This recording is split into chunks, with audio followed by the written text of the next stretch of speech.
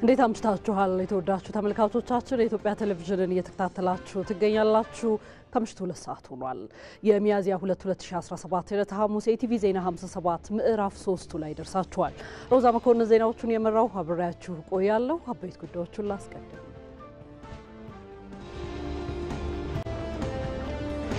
ባለፉት 9 ወራት ለበርካታ ዜጎች የሥራ ዕድል መፈጠሩን የሥራና ክህሎት ሚኒስትር ሙፈሪያት ካሚል ገለጹ 3,414,000 የሚሆኑ ዜጎችን ተጠቃሚ ያደረገ የሥራ ዕድል ተፈጥሯል። በአማራ ክልል የተካሄደ ባለው የምክክር አጀንዳ ማሰባሰብ ምዕራፍ የትኛውም የማህበረሰብና የፖለቲካ አካል አለኝ የሚለውን አጀንዳ በሰለጠነ መንገድ ማቅረብ እንዲችል ጥሪ ቀረበ። በእኛ ሀገር ውስጥ እንዳለመታደል ሆኖ ለረጅም ዘመናት የሰለጠነ ፖለቲካ ባህል አልነበረንም። ግጭቶቻችንን የምንፈታበት መንገድ የመሳሪያ ማንሳት ነው ወይም የኃይል አማራጭን ብቻ መጠቀም ነው። አሁን ግን በትግል በለውጥ ይህ የሀገራዊ ምክክር ኮሚሽኑ መጥቷል። የሀገራዊ ምክክር ኮሚሽኑ ደግሞ ይዞት የመጣው ትልቅ እድል የትኛውንም አጀንዳ ወደ ጠረጴዛ ያመጣል። የትኛውም የፖለቲካ ኃይል አለኝ የሚለውን አጀንዳ የትኛውም የማህበረሰብ ክፍል አለኝ የሚለውን አጀንዳ በሰለጠነ መንገድ በሌሎች ጫማ ስር በመሆን በመደማመጥ በመቻቻል በመከባበር አጀንዳዎችን የምናነሳበትን እድል ይዞልን መጥቷል። ኢትዮጵያውያን በጋራ የሚያስተሳስር አብይ ትርክት በመገንባት ኢትዮጵያን ለዘመናት ተዘፍቃ ከቆየችበት ድህነት ትላቀቅ ዘንድ መንግስት ከለውጡ በኋላ የትኩረት አቅጣጫው እንደሆነ የጠቅላይ ሚኒስትሩ ማህበራዊ ጉዳዮች አማካሪ ሚኒስትር ሙዓዘ ጥበባት ዲያቆን ዳንኤል ክብረት ገለጹ። ለምሳሌ ምን አልኩ ጎርጎራን ሀላላኬላን ወንጪን አነሳ እነዚህ ተግባሮች ናቸው አይደል ግን እነዚህ ትርክቶች ናቸው በራሳቸው አድዋ የት እንደሆነ ሳያውቁት ከባሌ ተነስተው አድዋ ሄደው በአድዋ ጦርነት እንደሞቱት ወገኖች ብዙዎቻችን ለህዳሴው ግድብ ያዋጣ ነው ህዳሴው ግድብ ሄደን ብቻ ነው ሳንሄድ በመንፈስ የዛ አካል አድርገን ለምን የጋራ አንዱ ሀገር የሚገነባው በጋራ ትውስታ ጭምር ነው።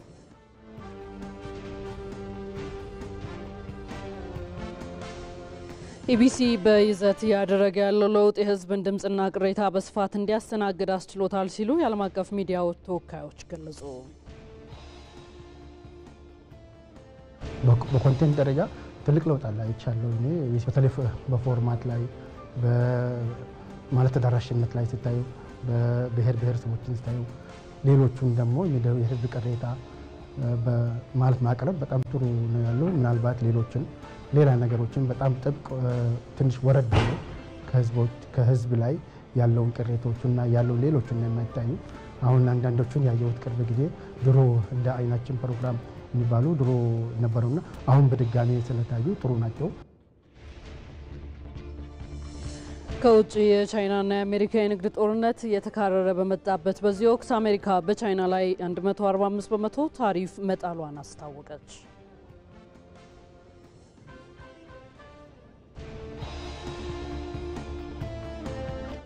በስፖርት ከመረጥንላችሁ በምሽቱ ጨዋታ የተሻለ ማሸነፍ እድል ያለን እኛ ነን ሲል የማንቸስተር ዩናይትድ ግብ ጠባቂ አንድሬ ኦናና ተናገረ። የሚሉት የምዕራፍ 3 የኢቲቪ ዜና 57 አበይት ጉዳዮቻችን ናቸው።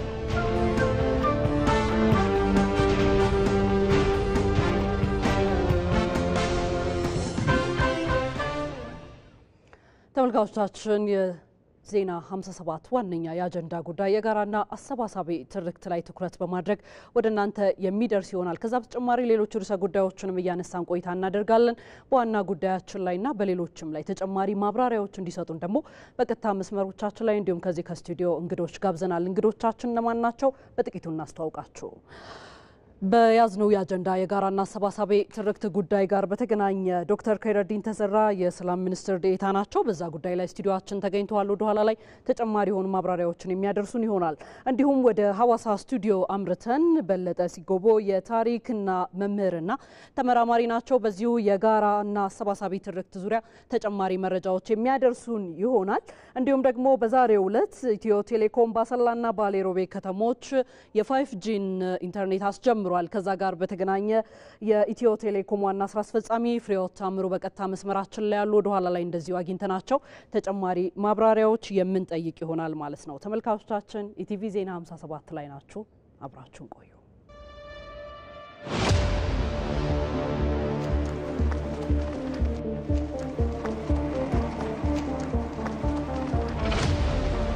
እንዲህ ሲወረቡ እፍ ነው ያለ። በቃ ቤት እንደሄደም መስካውን ያኔ ራሱ አላገኘንም። ቀበቶን ፈታው። ምን ማለት ነው ይሄ? አሻራ ሰጠው። አሻራም ከሰጠው በኋላ የተወሰነ ጊዜ ቆየ። ወይ ምን ተፈልጎ በምላጭ ነገር ተለተሉኝ ምናምን የምትለውን እዚህ ጋር ናት ላይ ከተፈረከሰች ፊልም ነው እንዴ? እኔ ያስመዘገብኩት 6 ሰው ብቻ ነው። ካሶ ምንድን ነው ይሄ?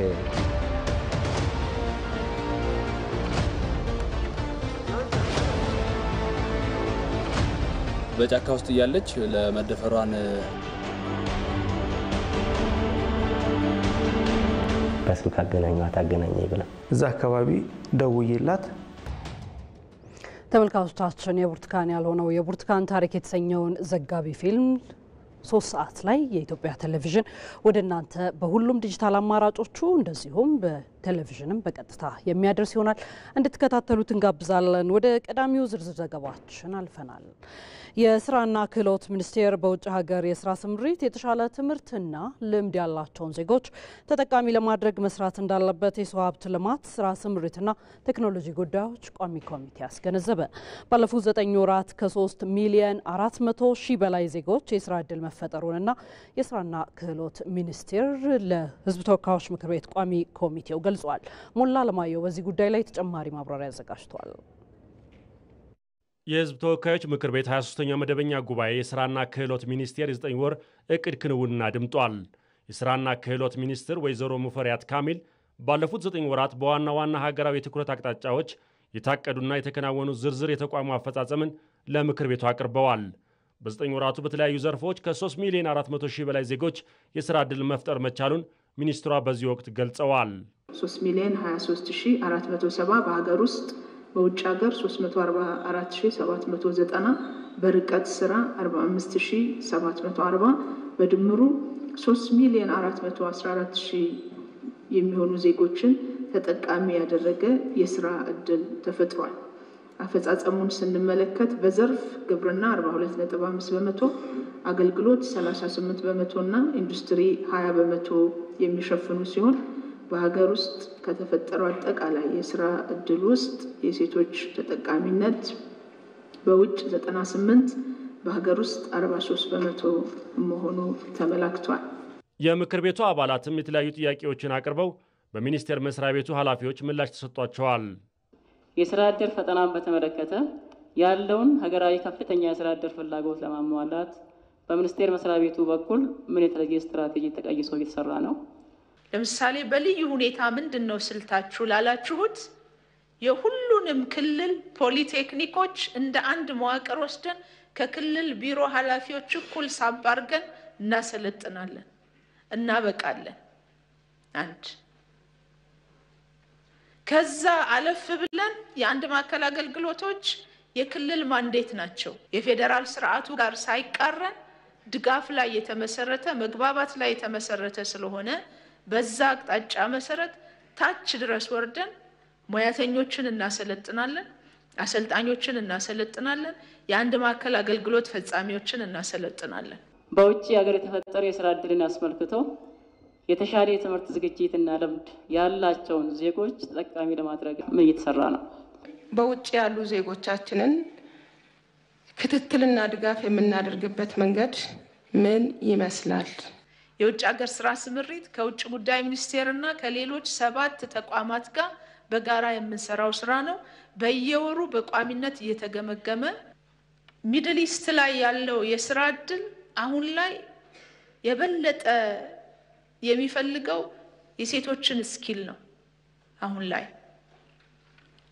ውስን ወንዶች ናቸው። ቅድም ቁጥር ላይ እንዳቀረብነው 2% የሚሆኑ ወንዶች በውስን ሙያ መስኮች እየተሰማሩ ያሉት።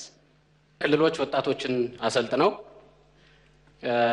ከላኩ በኋላ ፌዴራል ባሉ ኤጀንሲዎች አማካይነት በሚደርስባቸው እንግልት ያልተገባ ወከባ ጊዜና ገንዘባቸውን እያባከኑ ሳይሳካላቸው የሚቀሩ ወጣቶች ቁጥር በጣም ብዙ ናቸውና እዚህ ጋር ማብራሪያ ቢሰጥ።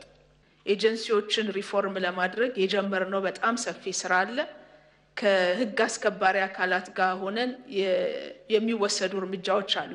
በአሰራር አልገዛ ያሉ የአሰራር ስርዓቱን የሚጥሱ አካላት ላይ ቅድም ሪፖርቴ ላይ ከ221 ኤጀንሲዎች በላይ አስተዳደራዊ እርምጃ የተወሰደባቸውም አሉ። ባለፉት ጊዜያት ህጋዊ እርምጃም የተወሰደባቸው አሉ። ይሄ የሁል ጊዜ መደበኛ ስራችን አካል ነው። ሚኒስቴር መስሪያ ቤቱ በስራ ዕድል ፈጠራ የቴክኒክ ኮሌጆች ገቢ መጨመር እንዲሁም ቴክኖሎጂን በመጠቀም የገበያ ስርዓት ማበልጸጉ በተሻለ አፈጻጸም ተገምግሟል። ይሁን እንጂ በቀጣይ የውጭ ሀገር የሥራ ስምሪት ላይ የተሻለ ትምህርትና ልምድ ያላቸው ዜጎች ተጠቃሚ ማድረግና የተሻለ ገቢ የሚገኝባቸውን ሀገራት ከማግኘት አንጻር ሊሰራ ይገባል ተብሏል።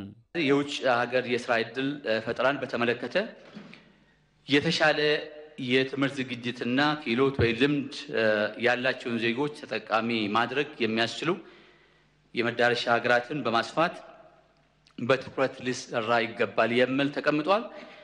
በሪፖርቱ በግልጽ እንዳየነው የውጭ የሥራ ዕድል 98% ሴቶች ናቸው ተጠቃሚ የሆኑት፣ 2% ነው ወንዶች የሚባለው። ኢምፕሊኬሽኑ ምንድነው የሚለውን ማሰብ ያስፈልጋል። እነዚህ እህቶቻችን በምን አይነት ክህሎት ነው የሚሄዱት የሚለውን በምናይበት ጊዜ ይታወቃል። የውጭ የሥራ ዕድል የሚሰፋበት የተሻለ ይከፍላሉ የሚባሉም ስራም በተሻለ ደረጃ የሚገኝበት ሀገራትን በመለየት በዚህ ላይ በሰፊው መስራት እንደሚያስፈልግ ተቀምጧል ማለት ነው። የሥራ ዕድል ፈጠራ የብዙ ባለድርሻ አካላትን አጋርነት የሚፈልግ በመሆኑ በቀጣይ የተጀመሩ ቅንጅታዊ ተግባራትን ይበልጥ አጠናክሮ እንደሚቀጥል ሚኒስቴር መስሪያ ቤቱ ገልጿል። ዜናችን ቀጥሏል። ኢትዮ ቴሌኮም የ5G ወይም አምስተኛው ትውልድ ኔትወርክ አገልግሎት በአሰላና ባሌ ሮቤ ከተሞች አስጀመረ። አገልግሎቱ ተግባራዊ መድረጉን ተከትሎ ፈጣን፣ ምቹና የተቀላጠፈ የኔትወርክ አገልግሎት ህብረተሰቡ እንዲያገኝ ያስችለዋል ተብሏል። ይፋ የተደረገው የአምስተኛው ትውልድ ኔትወርክ አሰላና ባሌ ሮቤ ከተማን ጨምሮ በሀገሪቱ እስካሁን በ16 ከተሞች ተደራሽ ይሆናል። ኢትዮ ቴሌኮም ዲጂታል ኢትዮጵያኑን ለማድረግ የጀመረውን የኢትዮ ቴሌኮም መሰረተ ልማት ግንባታ በስፋት እያስፋፋ ይገኛልም ተብሏል። እዚህ ርዕሰ ጉዳይ ላይ ቆይታ እናድርግና ተጨማሪ የሆነ ማብራሪያ ቀደም ሲል እንዳስተዋወቅናችሁ የኢትዮ ቴሌኮም ዋና ስራ አስፈጻሚ ፍሬሕይወት ታምሩ በቀጥታ መስመራችን ላይ አግኝተናቸዋል። ከሳቸው ጋር የምንቆይ ነው የሚሆነው። የተወዳጁ ተመልካቾቻችን በጣም አድርጌ አመሰግናለሁኝ። ፍሬሕይወት ታምሩ እጅግ አድርገን እናመሰግናለን። በዚህ ሰዓት በቀጥታ መስመራችን ላይ ገብተው ማብራሪያ ሊሰጡን ስለወደዱ ጠቅልላ አድርጌ ላንሳለሁት። ዛሬ እንግዲህ በአሰላና ባሌ ሮቤ ከተሞች ተጀምሯል የ5G አምስተኛው ትውልድ የኔትወርክ ሂደትና እንደዛ አይነት አገልግሎት። በተለይ እንደ ሀገር የተያዘውን ይህ አገልግሎት መጀመሩ አንድ ፋይዳውን እናነሳለን። ሁለትም ደግሞ የ5G ኔትወርክ አጠቃላይ ዲጂታል ኢትዮጵያን እውን ከማድረግ ረገድ ሊኖረው የሚችለው ፋይዳ ምንድን ነው የሚለውን ጥያቄ ላንሳ። አመሰግናለሁ ሮዛ፣ እንዴት አመሻችሁ? እኔ የምገኘው ባሌ ሮቤ ነው እንዳልሽው ማለት ነው። ዛሬ በነገራችን ላይ 5G ለማስጀመር ብቻ አይደለም በሮቤ ከተማ የተገኘ ነው። ሰፋ ያሉ በርከት ያሉ ጉዳዮችን ይዘን የቀረብ ነው። በቅድሚያ ግን ላነሳሽው ጥያቄ አምስተኛውን ትውልድ ልክ ነው በባሌ ሮቤና በአሰላ አስጀምረናል።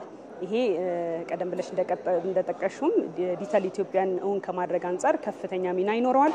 በቅርብ ጊዜ እንደምታስተውሉት እንግዲህ ኢትዮ ቴሌኮም ከመደበኛ ቴሌኮም ባሻገር ብሎ እንደ ስማርት ሲቲ፣ ስማርት አግሪካልቸር፣ ስማርት ኤዱኬሽን እያለን ከከተሞችም ጋር በጋራ አብረን እየሰራን ነው። እንደዚሁም ደግሞ ከተለያዩ ተቋማት ጋር ማለት ነው።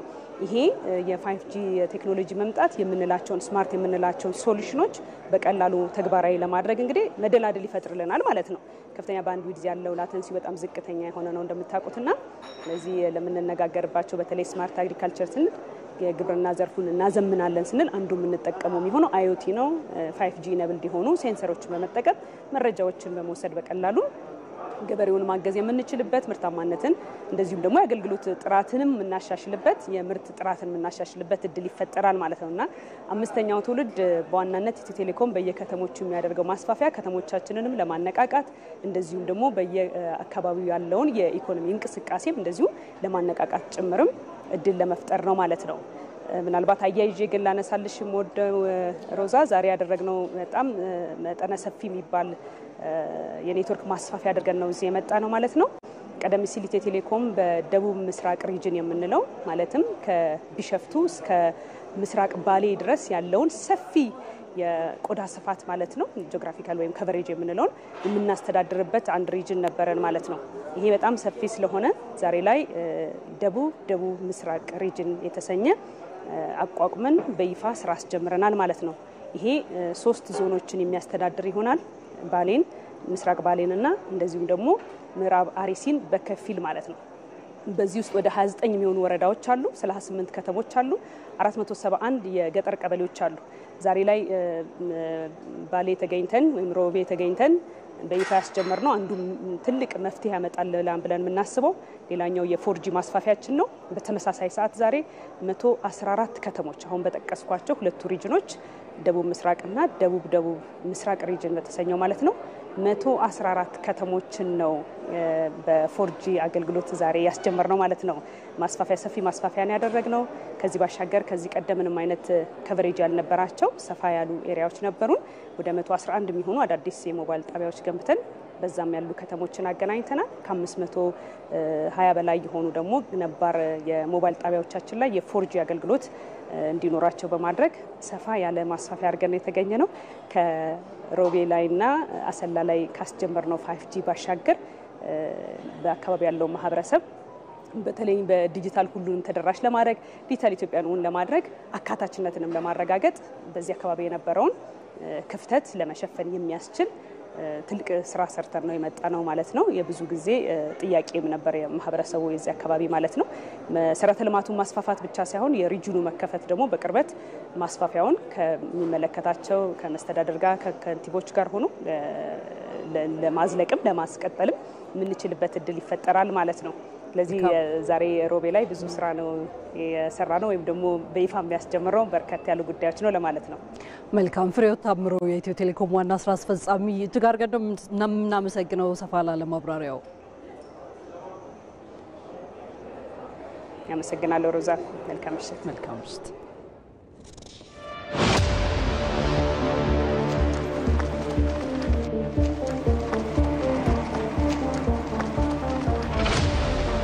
እንዲህ ሲወረቡ እፍ ነው ያለ በቃ ቤት እንደሄድም መስካውንም ያኔ ራሱ አላገኘነው። ቀበቶን ፈታው ምን ማለት ነው ይሄ? አሻራ ሰጠው። አሻራም ከሰጠው በኋላ የተወሰነ ጊዜ ቆየ። ወይ ምን ለምን ምን ነገር ተለተሉኝና የምትለው እዚህ ጋናት ላይ ከተፈረከሰች ፊልም ነው እንዴ? እኔ ያስመዘገብኩት 6 ሰው ብቻ ነው። ካሶ ምንድነው ይሄ?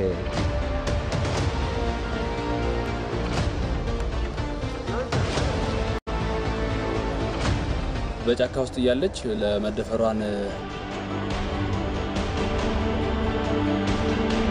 በስልክ አገናኘ ይብላ እዛ አካባቢ ደውዬላት ገንዘቡን አቀበል።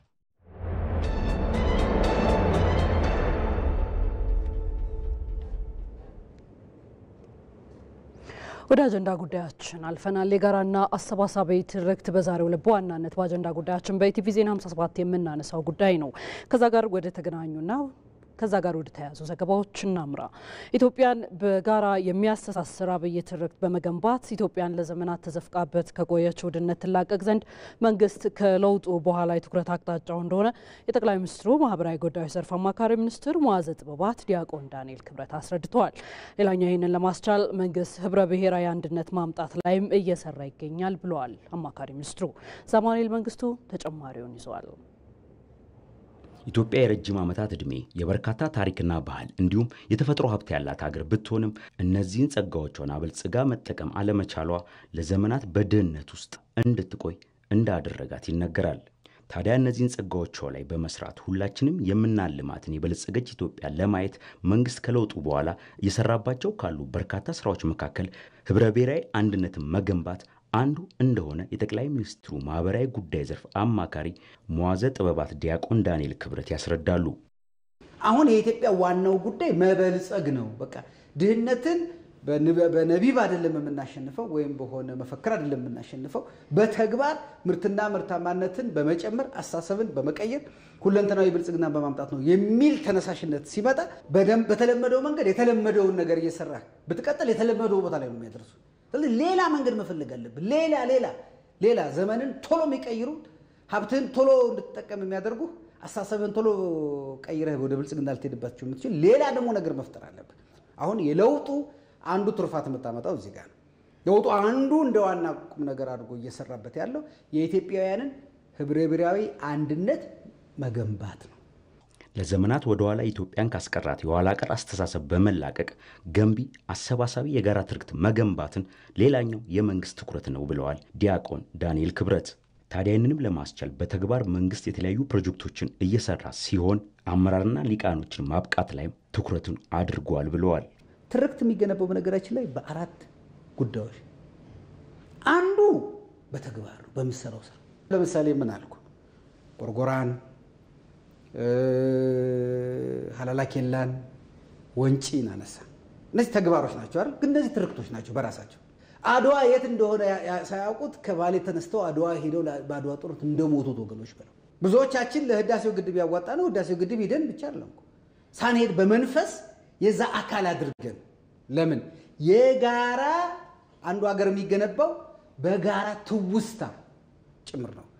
በአሁኑ ዘመን ደግሞ የጋራ ትውስታ የሚፈጥርልህ እንደ ህዳሴ ግድብ እንደዚህ እንደ ገበታ ለሸገር፣ ገበታ ለሀገር፣ ገበታ ለትውልድ አይነት ፕሮጀክቶች ነው። ስለዚህ አንዱ በተግባር ነው ትርክትን የምትገነባው ማለት ነው። ሁለተኛው በንግግር ነው። ንግግሮቻችን ለምሳሌ በለውጡ ዘመን የተፈጠሩ ንግግሮቻችን ሁሉ ኢትዮጵያውያንን የሚደምሩና የሚያስተሳስሩ ናቸው። አንዱ ብልጽግና እንደ ፓርቲ መንግስት እንደ መንግስት የታገለባቸው ሐሳቦች አንዱ እሱ ነው። በውስጡም ታግሏል፣ በውስጡም የሚከፋፍሉ ንግግሮችን የሚያደርጉ አመራሮችን በውጭም ኢትዮጵያን ለመከፋፈል የተነሱ ጥላቶችን ታግሎ ከከፋፋይ ንግግር እንድንወጣ በማድረግና የምንናገራቸው ነገሮች በተለይ የልሂቃኑ እና የአመራሩ የመሪዎቹ ንግግር የሚደምርና የሚያስተሳስር እንዲሆን በማድረግ ማለት ነው። ሌላኛው የጋራ ትርክት ለመገንባት መንግስት አሰባሳቢ እሴቶችን ማጉላትና እርስ በርሳችን በሰላማዊ መንገድ በመተራረም ለትውልድ ዕዳ ሳይሆን ምንዳን ለማውረስ እየሰራ እንደሚገኝም የጠቅላይ ሚኒስትሩ የማህበራዊ ጉዳይ ዘርፍ አማካሪ መዋዘ ጥበባት ዲያቆን ዳንኤል ክብረት አብራርተዋል። እዚሁ ርዕሰ ጉዳይ ላይ ማብራሪያ እንዲሰጡን ቀደም ሲል እንግዶች እንዳስተዋወቅን ጠቁመናል። የተወዳጁ ተመልካቾቻችን እንግዶቻችን እዚህ ስቱዲዮ እንዲሁም ደግሞ ከሐዋሳ ስቱዲዮአችን ነው የሚገኙት። እዚህ ስቱዲዮአችን የሰላም ሚኒስትር ዴኤታ ዶክተር ከይረዲን ተዘራ ይገኛሉ። እጅግ አድርጌ አመሰግናለሁ። እንኳን ደህና መጡ ብያለሁ። እንዲሁም ደግሞ ከሐዋሳ ስቱዲዮ የታሪክ መምህርና ተመራማሪ የሆኑት በለጠ ሲጌቦ በቀጥታ መስመራችን ላይ አግኝተናችኋል። እጅግ አድርገን እናመሰግናለን እንግዶቻችን ሁለታችሁም ማብራሪያችሁን ልትሰጡን ስለወደዳችሁ። ቀዳሚ ማድረገው በተለይ ከጋራና አሰባሳቢ ትርክት ጋር በተገናኘ ቀዳሚ ጥያቄ የማደርገው ነጠላ ትርክቶች አሉ። በተቃራኒው ስንመጣ ከጋራና አሰባሳቢ ትርክቶች እና እነዚህ ነጠላ ትርክቶችን በሀገር ላይ የሚኖራቸውን ተጽዕኖ እንዴት ነው የምንገልጻቸው ከሚለው ጥያቄ ልነሳ ዶክተር። እሺ አመሰግናለሁ። እንግዲህ ነጠላ ትርክቶች ብዙ ጊዜ ለሁሉም ግልጽ እንዲሆን አንዳንድ ንግግሮች ላይ ጽሁፎች ላይ ሳይ የተለያዩ የሀገራችን ህዝቦች የተለያዩ እምነቶች የሚገለጹባቸው የራሳቸው እውነት አድርጎ የሚያሳዩ አሉ። እኛ የተናገርን ያለ ነው ያን አይደለም። ያማ መንግስትም እንደ መንግስት ህገ መንግስትም እንደ ህገ መንግስት ጥበቃ የሚያደርግላቸው ገዢ ፓርቲም ጥበቃ የሚያደርግላቸውና ሁላችንም የየራሳችን መገለጫ ያለን ነጠላ እውነት አለን። ነጠላ ትርክት የምንለው በባህሪው በይዘቱ አሉታዊ እንድምታ ያለው ነው። ከእውነታ ዓለም የማይነሳ ነገር ግን ለራስ ካለ የገነነ እሳቤ የሚነሳ ከተጨባጩ እውነታ የማይነሳ ሆኖ ለራስም ተገቢ ያልሆነ እይታ ከጎንም ላለው እንደ ህዝብም እንደ ግለሰብም ያለውን የተንሸዋረ እይታ ያለው ትርክት ማለት ነው። ተረክ ማለታችን ነው። እንዲህ አይነት ጉዳዮች እንደ ሀገርም ምናልባት በእድሜያችን በጣም ረጅም የሆነ እድሜ ያለን ሀገር ነን።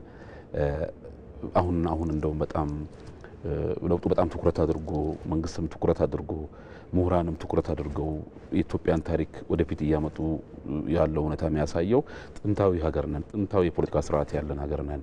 በዛም መነሻ ነው ጥንታዊ የሆኑት እና እነዚህ ትልልቅ እምነቶች በቅዱሳን መጻሕፍቶቻቸውም ጭምር ስም የጠቀሷት ሀገር ናትና ለምን በዛ በኩል ይሄን ያህል እድሜ ጠገብ ሆነን ከግጭትና ከግጭት አዙሪት ለምን አልወጣንም ብሎ ሲባል በአንድም በሌላም መልኩ እነዚህ ነጠላ ትርክቶች የህዝባችንን አቅም ደምረው ለጠንካራ ሀገር ግንባታና ለተረጋጋ ሀገር እንደዚሁም አካታች ለሆነ እና ሁሉንም ለሚወክል እና ሁሉንም በየደረጃው በየልኩ ተጠቃሚ ለሚያደርግ ኢኮኖሚ እንዳንሄድ አድርገውን ቀስፈው የያዙን ከግጭት አዙሪት እንዳንወጣ ያደረጉን ተረኮች ናቸው። አንዳችን ለሌላችን ያለ እይታ ሌሎቻችንም ለሌላው ያለን እይታ የተንሸዋረረ ሆኖ እንደ ህዝብ ላይ ሆን ይችላል።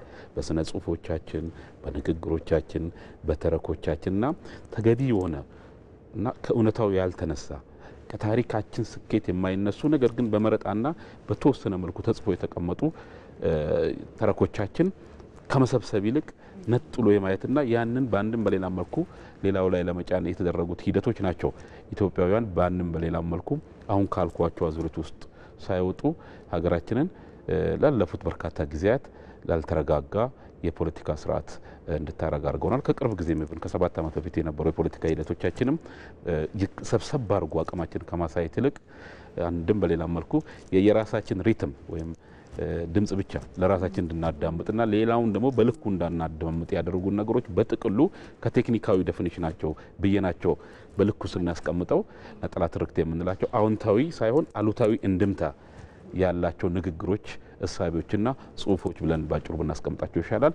አሁን ያልኩትም ደግሞ ተጽዕኗቸው አሁን ባልኩት መልኩ ከግጭት ውስጥ እንዳንወጣ አድርገውናል ብሎ ባጭሩ ማስቀመጥ ጥሩ ነው እላለሁ። መልካም። ነጠላ ትርክቶች ላይ አጠቃላይ ሰፋ ያለ ነገር አግኝተናል። እስኪ ወደ አቶ በለጠ እንሻገርና በተለይ እነዚህ ነጠላ ትርክቶች ደግሞ የሚያመጡት ተጽዕኖ እንደ ሀገር ያን ብቻ አይደለም።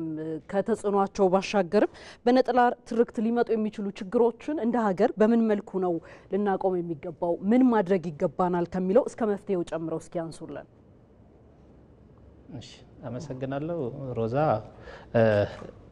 እንደዚሁም ዶክተርንም አመሰግናለሁ። ነጠላ ትርክቶችን ያው ዶክተር እንደተናገረው ነው። እነዚህ ነጠላ ትርክቶች ሀገር ላይ የሚያሳድሩት ተጽዕኖ ብዙ ናቸው። የመጨረሻ ገባቸውን ብነግርሽ ነጠላ ትርክት አገር ማፍረስ ነው። የተለያዩ አፍሪካ ሀገራትም በአውሮፓ ሀገራትም የተፈጠረ ነጠላ ትርክቶች አሉ። ከዛ ነጠላ ትርክቶች የወጡበት ሁኔታዎች አሉ። አሜሪካንን ብናይ ከተለያየ አካባቢ ተሰብስበው ሀገራዊ ትርክትን ፈጥረው በዋናነት አሜሪካ የደረሰችበትን የምናይበት ነው። የተለያዩ አፍሪካ ሀገራትንም ሩዋንዳንም ብንጠቅስ ከተለያየ ነጠላ ትርክት ነው ወደ አንድነት መጥተው ከዓለማችን ምቹ ለመኖር ምቹ ከሆኑት 10 ሀገራት አንዷ የሆነችው ሩዋንዳ ከነጠላ ትርክት ወጥተው ነው። እኛም ደግሞ ይሄን ምሳሌ አድርገን መውሰድ አለብን። ቅድም ዶክተር እንዳነሱት ኢትዮጵያ ረጅም እድሜ ያላት ትልቅ ሀገር ናት።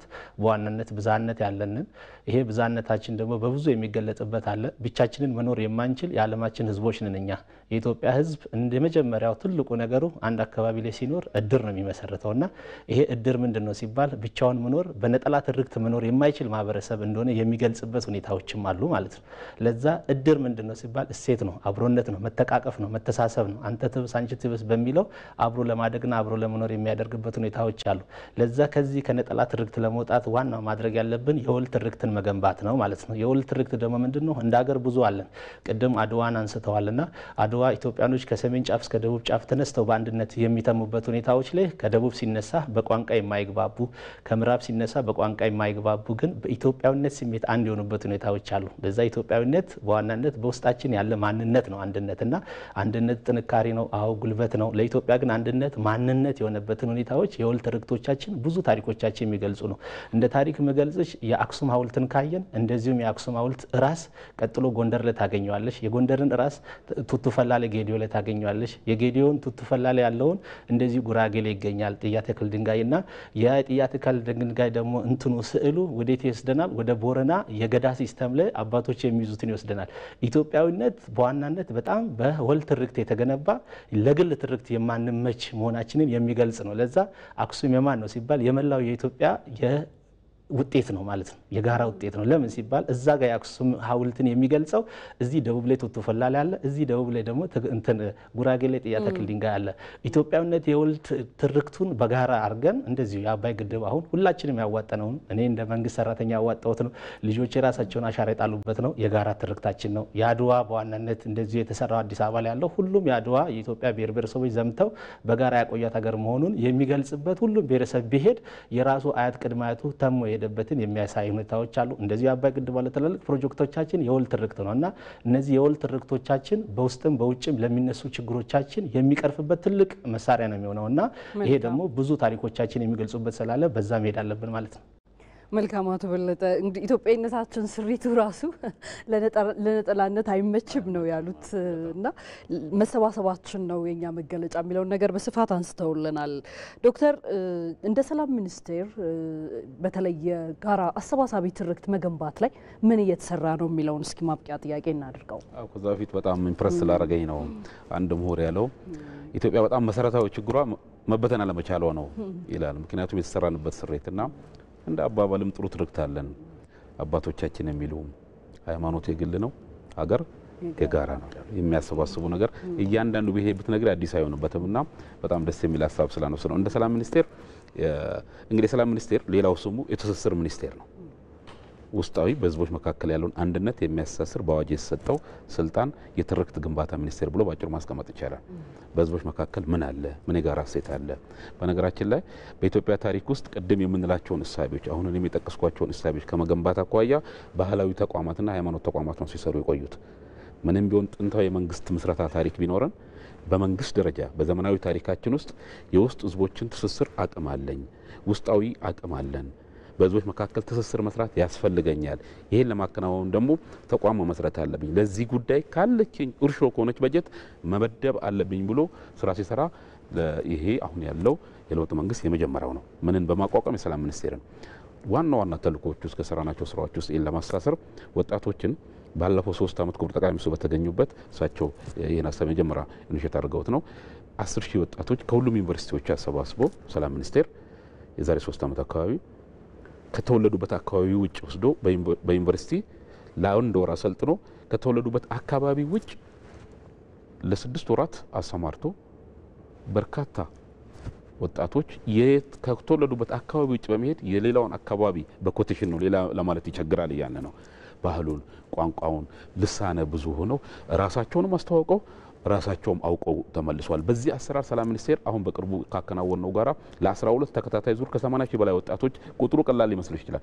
አንድ ሰው አንድን አካባቢ ነው የሚበጠበጠው 80,000 ወጣት ስለ ኢትዮጵያዊነት፣ ስለ አብሮነት፣ ስለ ጋራ ትርክት ጥሩ ግንዛቤ ያላቸው ወጣቶችን ማምረት ችለናል። በሌላ በኩል የማህበረሰቡ ውይይት እያከናወነ ነው እስከ ታች ቀበሌ ድረስ በቅርቡ ጭምር በቀጣይ ወደ 30 ሚሊዮን ህዝብ የሚሳተፍበት እስከ ቀበሌ በ4 ክላስተር በሁሉም የሀገራችን አካባቢ መቀሌን ጨምሮ አሰልጥነን ህዝቡ በራሱ ጉዳይ በአካባቢ ስለ ሀገሬ በሚል መሪ ቃል እየተወያየ እየሄደ ነው ያለው። ሌሎችም በርካታ ተግባሮች እያከናወነ ነው። የእምነት ተቋማት እንደምታውቁት ከለውጡ በኋላ በክቡር ጠቅላይ ሚኒስትሩ መሪነት ኦርቶዶክስ ውስጥ የነበረውን ክፍፍል ወደ አንድ አምጥተው ስለ አንድ ሀገር እንዲያስቡ ኢትዮጵያ ሀገራችንን ይባርክልን እንዲሉ በአንድ ድምጽ እንዲሄዱ አድርገናል።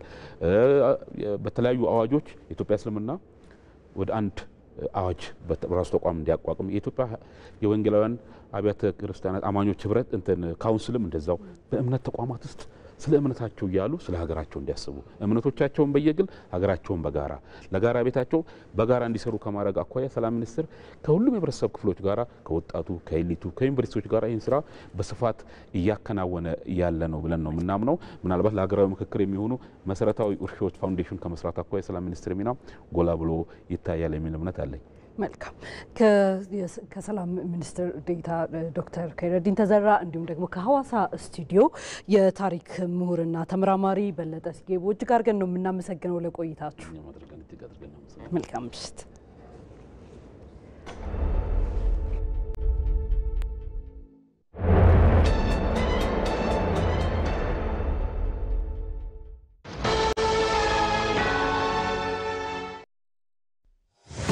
የሚሰራ ሰው ጊዜ አይበቃውም። ስለዚህ ረጅሙን ጉዳይ በዘዴ ያሳጥረዋል። ወራዊ የአገልግሎት ክፍያዎቹን በቀላሉ ሲቢ ብር ፕላስ ያስታውሰዋል። ታታሪዋ ወጣት ቀኗ ይብቃቃላታል። የትምህርት ቤት ክፍያዋን ለመክፈል ሲቢኢ ብር ፕላስ ፍጥነት ያላብሳታል። የፈጠነ አንድ ቡና በሥራ የተጠመደው ያሳተና የኮንዶሚኒየም ብድር ክፍያን የሚፈጽመው በሲቢኢ ብር ፕላስ ነው። ግብር ለመክፈል መውጣት መውረድ ቀረ። ይኸው ክፍያ ቀለለ። የትኛውንም ክፍያ ለመክፈል ካሉበት ሳይነሱ ካሰቡት ይድረሱ። የተሻሻለው የሲቢኢ ብር ፕላስ መተግበሪያ አዳዲስ ነገሮችን አካቶ ሕይወታችሁን ሊያቀል ካላችሁበት ደርሷል። ሲቢኢ ብር ባሉበት ሁሉ አለ። የኢትዮጵያ ንግድ ባንክ ሁሌም የሚተማመኑበት ባንክ። ኢቲቪ ዜና 57 ወደ እናንተ መድረሱን እንደቀጠለ ነው የሚገኘው። የአማራ ክልል የባለድርሻ አካላት ምክክር አጀንዳ ማሰባሰብ ምዕራፍ ተጀምሯል። በአጀንዳ ማሰባሰብ ምዕራፉ ማስጀመሪያ ላይ ንግግር ያደረጉት የኢትዮጵያ ሀገራዊ ምክክር ኮሚሽን ኮሚሽነር መላኩ ወልደ ማርያም ባለፉት ቀናት ከ263 ወረዳዎች የተውጣጡ ከ4500 በላይ ተወካዮች ያከናወኗቸው የአጀንዳ ማሰባሰብ ስራዎች ስኬታማ ነበሩ ብለዋል። እንደ ሀገር በምክክር ያልተፈቱ የሀሳብ ልዩነቶች በጠላትነት ለመፈራረጅ ምክንያት የመሆን እድላቸው ሊያበቃ ይገባልም ነው ያሉት። ለዚህም ሁሉም ባለድርሻ አካላት በምክክሩ የበኩላቸውን ሊወጡ እንደሚገባ ገልጸዋል። ሀገር የሚያቆመው ሰው ነው። ሀገርም የምትጸናው በልጆቿ የሀሳብ ልዕልናና ትልቅነት ነው። እኛ ኢትዮጵያውያን የችግሮቻችንን መንስኤ ለመለየት ተከባብረንና ተደማምጠን ለመመካከርና መግባባት ላይ ለመድረስ ከማንም የምናንስ ህዝቦች አይደለንም። ይልቁንም ይህንን ባህል ቀድመን ለዓለም ያሳወቅነን እንጂ። የተከበረው የአማራ ክልል ህዝብ ልክ እንደ ሌሎች ኢትዮጵያውያን ወገኖቹ በሀገራዊ ምክክር ሂደቱ በንቃት በመሳተፍ የሚፈልጋትን ሀገር በጋራ በመገንባቱ ሂደት የበኩሉን አሻራ የማሳረፍ ታሪካዊ አደራ እና ኃላፊነትም ጭምር አለበት። በመሆኑም በአማራ ክልል የአጀንዳ ማሰባሰብ ሁለተኛ ምዕራፍ ላይ የተገኛችሁ የተከበራችሁ ተሳታፊዎችም ይህንን እውን እንደምታደርጉት ጥርጥር የለኝም። በሁለተኛው ምዕራፍ የምክክር አጀንዳ ማሰባሰብ ከፖለቲካ ፓርቲዎች፣ ከመንግስት አካላት፣ ከማህበራት፣ ከተጽዕኖ ፈጣሪዎችና ተቋማት የተወከሉ ባለድርሻ አካላት እየተሳተፉ ነው። እንደ ባልደረባችን ሳሙኤል ወርቃየው ዘገባ በእስር ቤቶች የሚገኙ ዜጎች በውጭ ሀገር የሚኖሩ ኢትዮጵያን ጨምሮ አጀንዳ አለኝ የሚሉ ሁሉ አጀንዳቸውን ለምክክር ኮሚሽኑ እንዲያስረክቡ እንደዚሁ በመድረኩ ጥሪ ቀርቧል። ምክክር በባህሪው ከአሸናፊና ተሸናፊ ይልቅ ሁሉም ወገን አሸናፊ ያደርጋል ያሉት ደግሞ ኮሚሽነር ዶክተር ዮናስ አዳዬ ናቸው። በክልሉ ታጥቀው የሚንቀሳቀሱ አካላት ይህንን ግምት ውስጥ በማስገባት የሀሳብ ልዩነቶቻቸውን ወደ ምክክር ያመጡ ዘንድ አጽንኦት ሰጥተዋል። እንዴት መተማመን ጠፍቶን በውስጣችን እንዲህ መናቆር ይኖር። በዚሁ አጋጣሚ ለውድ ወንድሞቻችን ዛሬ ከኛ ጋር ባይኖሩ በአካል ባይኖሩም በመንፈስ ሊኖሩ የሚችሉ ወገኖቻችን በጫካውም የሚገኙ በዛ ቦታ የሚገኙ ሁሉ አሁንም ወኪሎቻችሁን ላኩልን። ለአማራው ክልል ካልደረሰ ለሀገራዊ ደርስልን። በታላቅ ትህትና በዚህ ታላቅ ሕዝብ ስም እንለምናቸዋለን፣ እንማጠናቸዋለን፣ እንጠይቃቸዋለን። ዘገባዎቻችን ቀጥለዋል። ኢቢሲ በይዘት እያደረገ ያለው ለውጥ የህዝብን ድምጽና ቅሬታ በስፋት እንዲያስተናግድ አስችሎታል ሲሉ የዓለም አቀፍ ሚዲያ ተወካዮች ገልጸዋል። የተለያዩ ዓለም አቀፍ ሚዲያዎች ከፍተኛ የስራ ኃላፊዎች ኢቢሲን ጎብኝተዋል። ሳምሶን በላይ ዓለም አቀፍ እውቅና ያላቸው የመገናኛ ብዙሃን ከፍተኛ የስራ ኃላፊዎች ኢቢሲን ጎብኝተዋል። መቀመጫውን እንግሊዝ ያደረገው ስካይ ኒውስ፣ የፈረንሳዩ አጃንስ ፍራንስ ፕሬስ፣ መሰረቱን ካታር ያደረገው አልጀዚራ እንዲሁም በአቡዳቢ መቀመጫውን ያደረገው አላይን ሚዲያ ኢቢሲን ከጎበኙ ዓለም አቀፍ ሚዲያዎች መካከል ይጠቀሳሉ። የሚዲያዎቹ የስራ ኃላፊዎች ኢቢሲ አሁን ያለበት ደረጃ አስገራሚ ለውጥ ነው ያሉ ሲሆን ኢቢሲ ያለበት ደረጃ ኢትዮጵያን እንደ ሀገር ጎልታ እንድትታይ ያደረገ ነው ብለዋል። የኢቢሲ ስቱዲዮ ከዛሬ 10 ዓመት ጀምሮ አውቀው ነበርና የስቱዲዮውም ልዩነት የሚገናኝም አይደለም። ከቴክኖሎጂም አንጻር አብዛኞቹ ነገሮች ማኑዋል የሚሰሩ ስራዎች ይበዙ ነበረ። ዲጂታል ቴክኖሎጂ ላይ ብዙ ዲጂታል የሆኑ ነገሮች አላይም ነበር። ከጊዜ ቴክኖሎጂ ጋር የመራመድ ወደ ኋላ የመቅረት ነገር አይበት ነበርና አሁን ላይ ግን ሳየው ቴክኖሎጂውን ጊዜውን የዋጀ ስቴት ኦፍ ዘ አርት የሚባል ቴክኖሎጂ አይቼበታለሁ። ድሮ ማቀው ኢቢሲና አሁን ያየሁት ኢቢሲ በጣም ትልቅ ለውጥ አለ።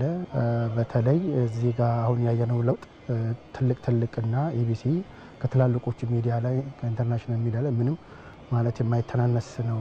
አሁን ኢትዮጵያ በጥሩ ደረጃ ኢትዮጵያ ቲቪ ለህዝብ ሜሴጅ ለማድረስ ችሏል። ይሄ ድማ ለሰላም ይሁን ለልማት ይሁን ለኢኮኖሚ ይሁን ለሁሉ ነገር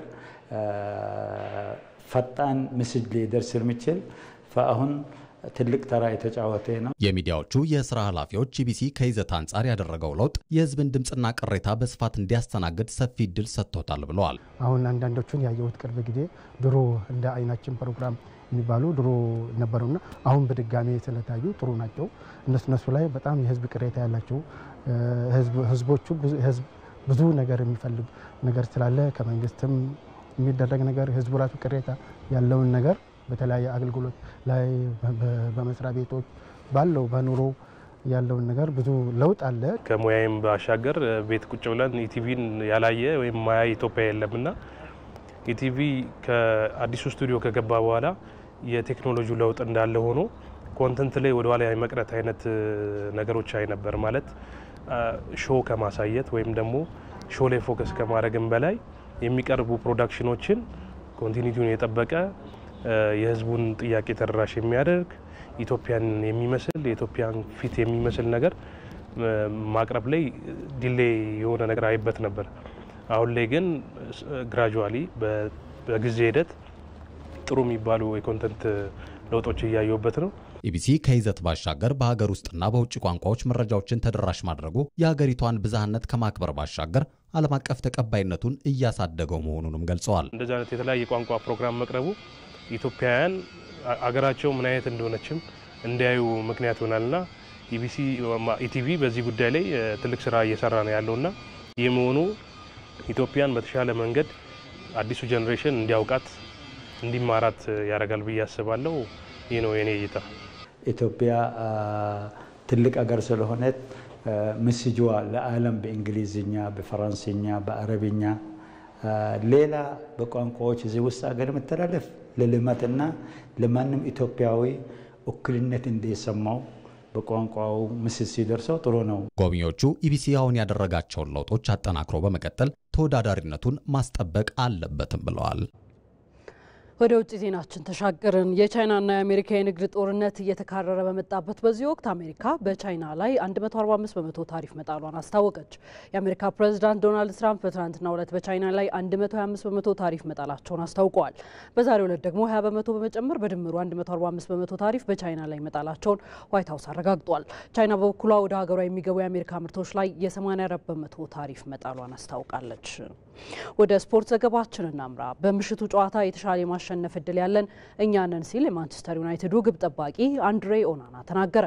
የሊዮኑ ተጫዋች ኒያማኒያ ማቲች ደግሞ ኦናና በማንቸስተር ዩናይትድ ታሪክ ደካማው ግብ ጠባቂ ነው ብሎታል። በአውሮፓ ሊግ ተጠባቂ ጨዋታዎች ሊዮን ከማንቸስተር ዩናይትድ፣ ቶትንሃም ከኤንትራ ፍራንክፈርት ይጫወታሉ። ተወዳጅ ተመልካቾቻችን ኢቲቪ ዜና 57 ከምዕራፍ 1 እስከ ምዕራፍ 3 በዚህ መልኩ ወደ እናንተ ሲደርስ ቆይታ አድርጓል። በተከታይነት የብርቱካን ያልሆነው የብርቱካን ታሪክ ዝግጅት ምሽት 3 ሰዓት ላይ በቀጥታ ወደ እናንተ የምናደርስ ነው የሚሆነው። በኢቢሲ.ስትሪም በሁሉም የዲጂታል አማራጮቹ ወደ እናንተ ወደ ተመልካቾቻችን ይደርሳል። እንድትከታተሉት እንጋብዛለን። ዜናዎቹን በመምራት ሮዛ መኮንን አብራችሁ ቆይቻለሁ። በያላችሁበት መልካም ምሽት ይሁንላችሁ።